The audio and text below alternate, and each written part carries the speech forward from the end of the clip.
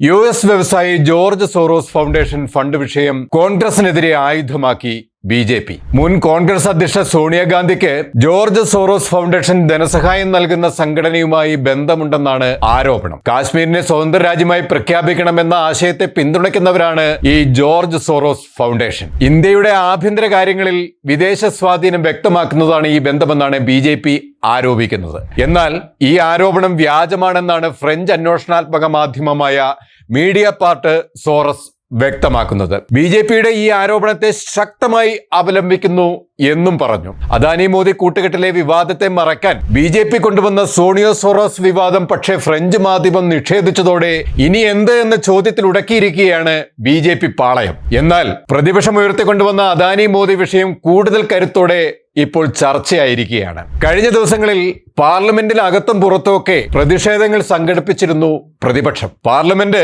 അദാനി വിഷയത്തിൽ പ്രക്ഷുബ്ധമായിരിക്കുന്നതിനിടയിലാണ് പ്രതിപക്ഷ അനുമതിയില്ലാതെ മർച്ചന്റ് ഷിപ്പിംഗ് ബിൽ അവതരിപ്പിക്കാൻ ശ്രമം നടന്നത്. എന്നാൽ ആ ബില്ലിനെതിരെയുള്ള പ്രതിപക്ഷ പ്രതിഷേധത്തിനിടെ പാർലമെന്റിന്റെ ഇരു സഭകളും ഇന്നത്തേക്ക് പിരിയുണ്ടായി. പാർലമെന്റിന് അകത്തും പുറത്തും വലിയ പ്രക്ഷോഭമാണ് കോൺഗ്രസിന്റെ നേതൃത്വത്തിൽ നടന്നു വന്നത്. ബഹളത്തെ തുടർന്ന് 12 മണി വരെ നിർത്തിവെച്ച സഭാ നടപടികൾ പുനരാരംഭിച്ചെങ്കിലും മിനിറ്റുകൾക്കകം ഇന്നത്തേക്ക് വീണ്ടും സഭ പിരിയുകയായിരുന്നു. സഭ നടത്തുന്നതിന് സർക്കാരിന് ഒരു താല്പര്യവുമില്ലെന്നാണ് ശശി തരൂർ ആരോപിച്ചത്. ഇന്ത്യൻ കപ്പൽ വ്യവസായത്തിന്റെ വളർച്ചയെ പ്രോത്സാഹിപ്പിക്കുകയെന്ന പ്രാഥമിക ലക്ഷ്യത്തോടെയാണ് 2020 മർച്ചന്റ് ഷിപ്പിംഗ് ബിൽ തയ്യാറാക്കിയിരിക്കുന്നത്. കപ്പലുകളുടെ സുരക്ഷ, യാത്രികരുടെയും ജീവനക്കാരുടെയും സുരക്ഷ, സമുദ്ര മലിനീകരണം തടയുക, സമുദ്ര വ്യവഹാരങ്ങളിൽ നഷ്ടപരിഹാരം നൽകൽ, അന്താരാഷ്ട്ര കൺവെൻഷനുകൾ പ്രകാരമുള്ള ഇന്ത്യയുടെ ബാധ്യതകൾ നിറവേറ്റുക എന്നീ കാര്യങ്ങൾ ഉറപ്പാക്കുന്നതിന് മതിയായ വ്യവസ്ഥകൾ നിയമത്തിൽ ഉൾപ്പെടുത്തിയിട്ടുണ്ട്. ബിൽ നിയമമാകുന്നതോടെ ഇന്ത്യൻ കപ്പലുകൾക്ക് നിലവിൽ ആവശ്യമുള്ള പൊതുവ്യാപാര ലൈസൻസ് ഇനി വേണ്ടിവരില്ല.